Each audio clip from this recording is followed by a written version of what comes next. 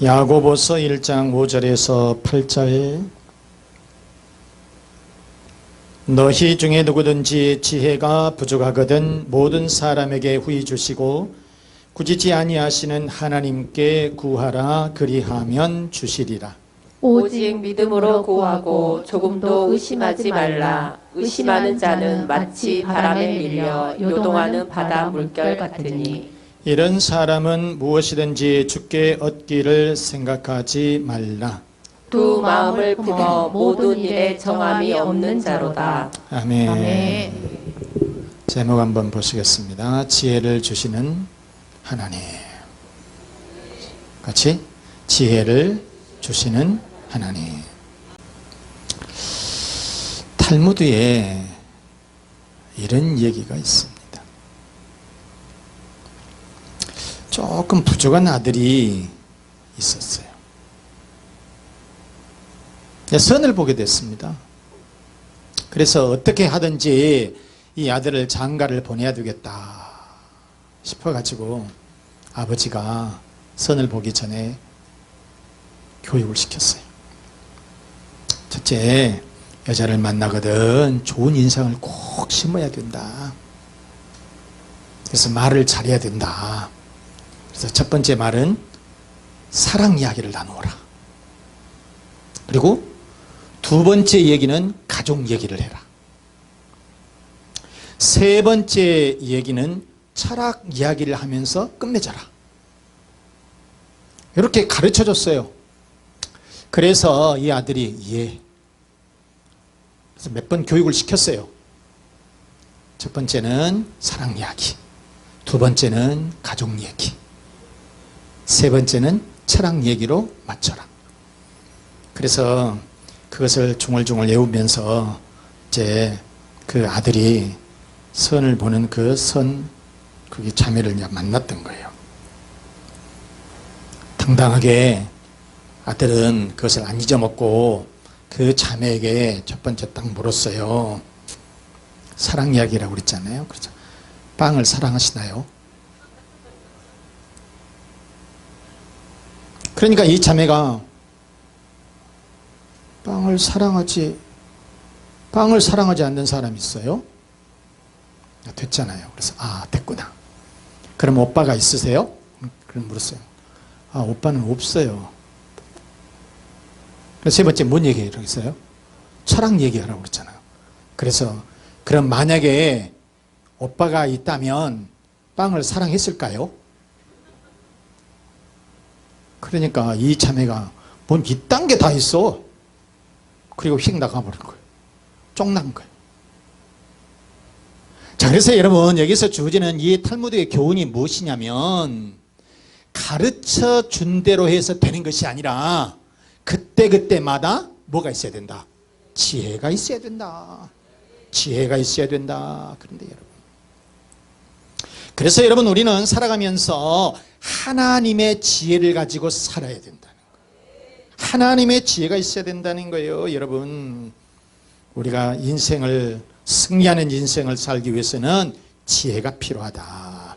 그러면 어떻게 지혜를 얻을 수가 있느냐? 첫째, 하나님이 지혜를 주신다는 거예요. 누가 주신다? 하나님이 지혜를 주신다. 5절 말씀에 너희 중에 누구든지 지혜가 부족하거든 모든 사람에게 후히 주시고 꾸짖지 아니하시는 하나님께 구하라 그리하면 주시리라.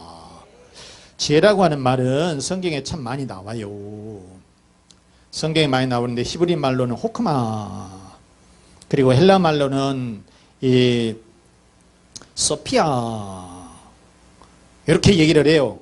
그런데 이 헬라인들은 이 지혜라고 하는 것이 어떤 것이냐? 지식, 그 다음에 또는 이해력, 또는 무슨 학식, 이런 것 등을 다 지혜로 보았어요.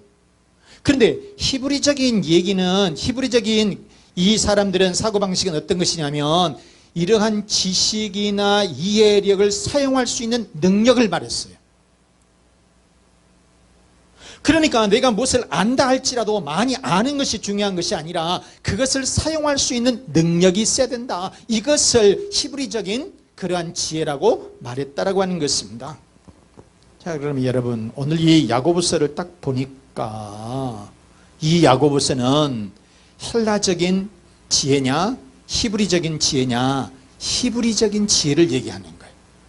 히브리적인 지혜, 사람이 살아가는 데에 그 능력, 지식을 다룰 수 있는 능력, 무엇을 알지만은 그것을 아는 것을 가지고 살아갈 수 있는 그런 능력, 이것을 일컬어서 지혜다. 야고보는 이렇게 말씀을 하고 있다는 것입니다. 열왕기상 4장에 보니까 솔로몬이 나오죠. 다윗이 죽은 후에 이 솔로몬이 나오는데, 그러니까 여러분 그래요. 국가의 통치자는 진짜 엎드려서 기도해야 돼요. 국가의 통치자는 어디 가서 우리가 다른 것을 구하는 것이 아니라 하나님 앞에 엎드려서 어떻게 나라를 다스릴 것이냐, 이렇게 지혜를 달라고 구해야 되는데, 그래서 이 솔로몬이 하나님 앞에 1000번제를 드렸어요. 그런데 하나님이 나타나신 거예요. 그래서 이 솔로몬에게 물었어요. 너희가 너에게 무엇을 줄까?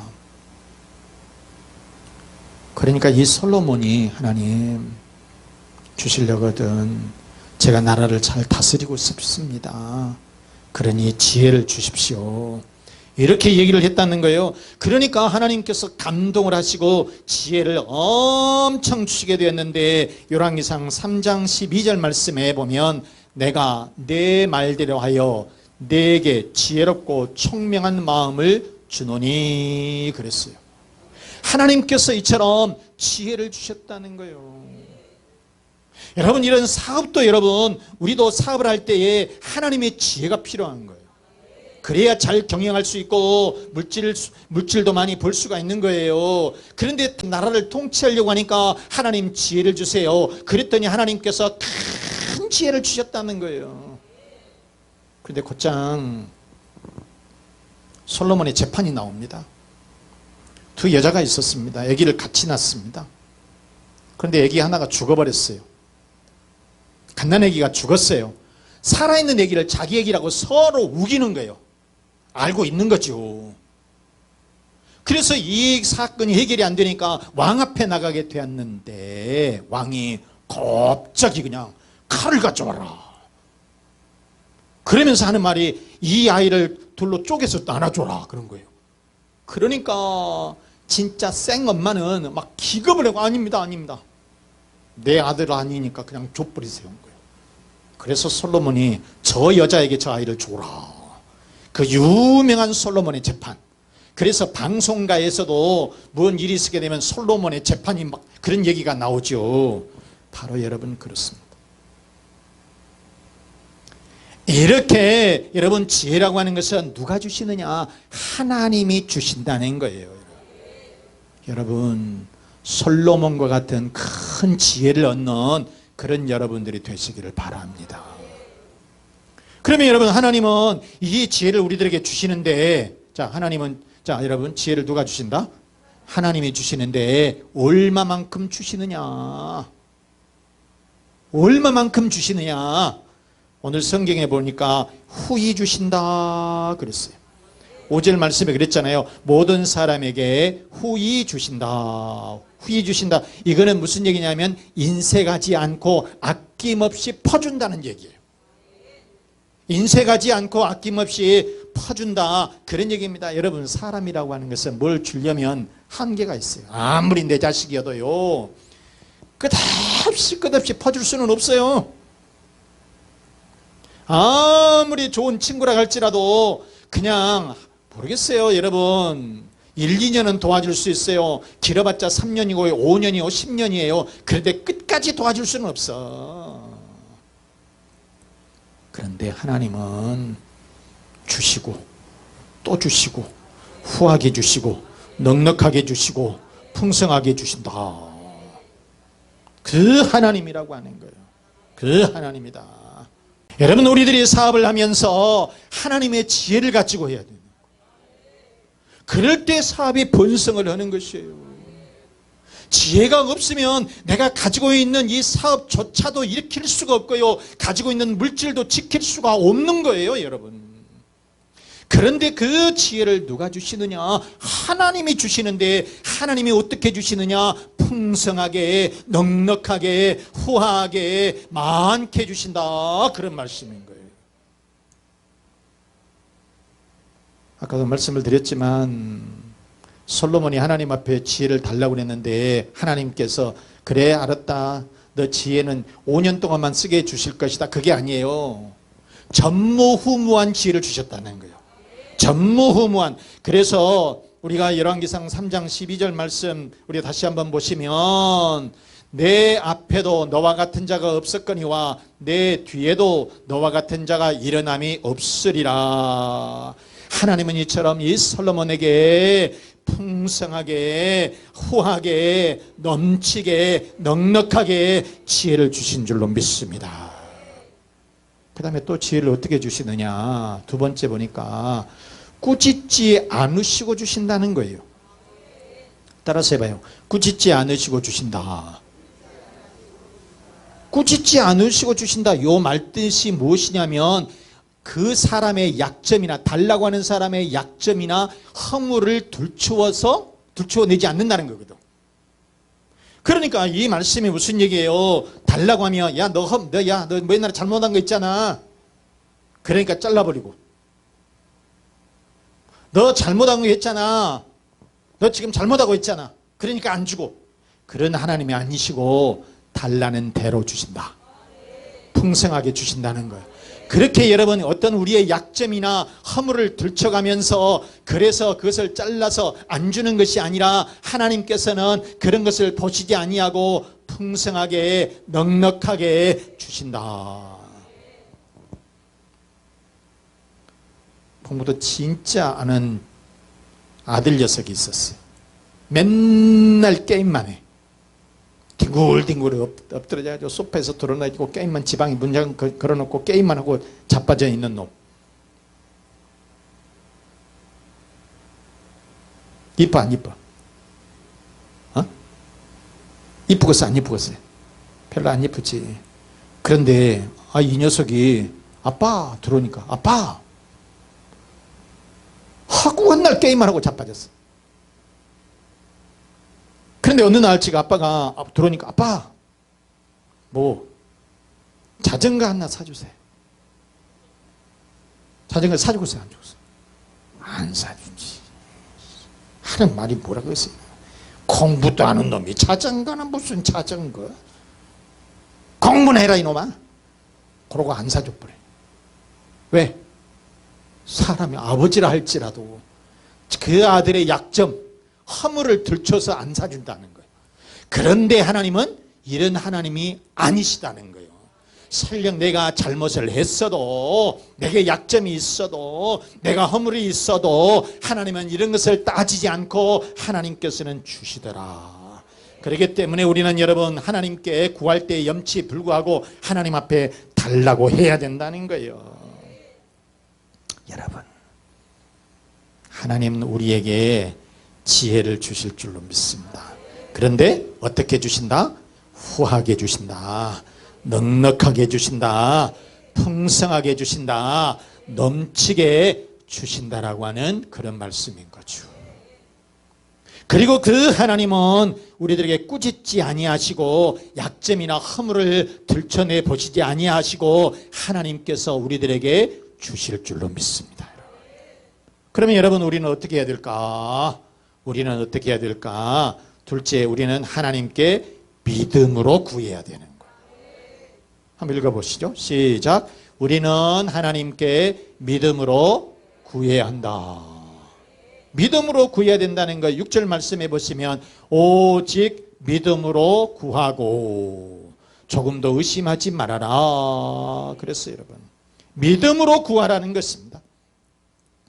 바로 이 말씀은 하나님을 전적으로 신뢰를 하고 어떠한 상황에서도 하나님의 뜻을 받아들인다. 이것이 되든지 안 되든지 하나님의 뜻이라면 그것을 받아들이는 이런 자세, 이런 마음을 가지고 하나님 앞에 기도해 보라는 것이에요. 여러분, 그러니까 믿음의 기도라고 하는 것은 전적으로 하나님을 의지하는 것을 말하는 거예요. 응답이 되어도 하나님의 뜻, 응답이 되지 않는 것도 하나님의 뜻, 하나님의 다른 뜻이 또 있다는 거예요, 여러분. 그래서 우리가 내 뜻대로 우리가 기도를 하지 말고 주님의 뜻, 하나님의 뜻대로 기도를 하라는 것이죠. 마태복음 26장에 보면 예수님이 겟세마네 동산에 가서 기도를 하시는 내용이 나옵니다. 십자가의 죽음이 있은 거예요. 너무너무 힘든 거예요. 그래서 겟세마네 동산에 올라가가지고 진짜 이 땀방울이 핏방울이 될 것 같은 그런 정도로 하나님 앞에 기도를 하는데, 그런데 예수님도 사람이신지라 죽음의 고통을 너무 벗어나고 싶었던 거예요. 그래서 하나님 앞에 기도하는데, 그런데 바로 이 예수님이 나의 원대로 마옵시고 하나님의 원대로 하옵소서. 39절 말씀에 빨간 것이, 그러나 나의 원대로 마옵시고 아버지의 원대로 하옵소서. 아멘. 이렇게 했었다는 것입니다. 여러분 하나님의 뜻을 따라서 우리들이 믿음의 기도를 하게 되면 하나님은 반드시 좋은 것으로, 귀한 것으로 풍성하게 채워주실 줄로 믿습니다. 미국의 루즈벨트 대통령이 두 사람이 있습니다. 26대 시어도어 루즈벨트가 있고요. 오늘은 이분 얘기를 하려고 합니다. 31대 프랭클린 루즈벨트가 있는데 오늘은 시어도어 루즈벨트. 그런데 이 26대 이 시어도어 이 루즈벨트가 어렸을 때 무진장이 근시였습니다. 앞을 잘 못 볼 정도로 근시였어요.